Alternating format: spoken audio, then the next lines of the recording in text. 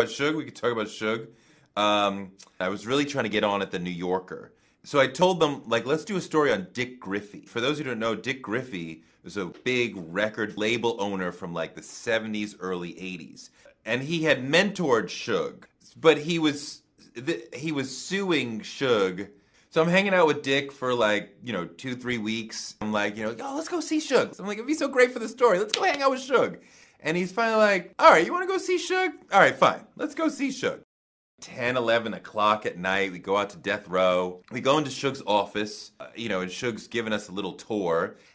Dick leaves, so I start interviewing Suge, and I'm interviewing him about Dick Griffey. We go for about 40 minutes on just the rise of Dick and their relationship and the mentoring, and Dick was big on owning your masters and not having a slave mentality, and he had incepted Suge with that. So, I'm feeling myself, we're vibing, everything is good, and so I'm like, what's up with the lawsuit?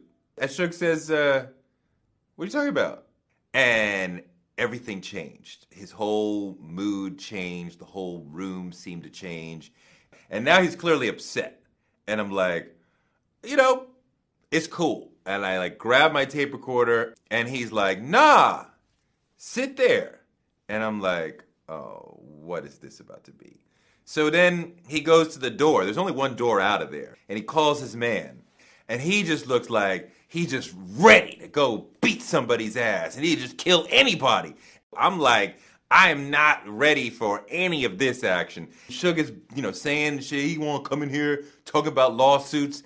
And the young thug is like, let me at him. But he was just like, nah, I'm just scaring him. I'm not telling you to go kill him, but I'm...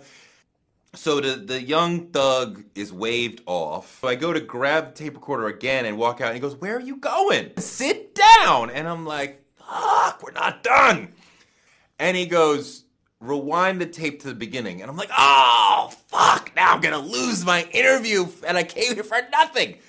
And then he starts to give me the same interview again.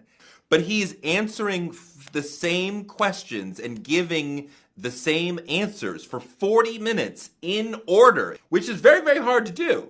Most people could not do that. And then when we got to the part where I asked him about the lawsuit, he was like, all right, shut the tape recorder off. All right, you got your interview. Get out of here. And I'm like, Dick, let's go. We're out of here.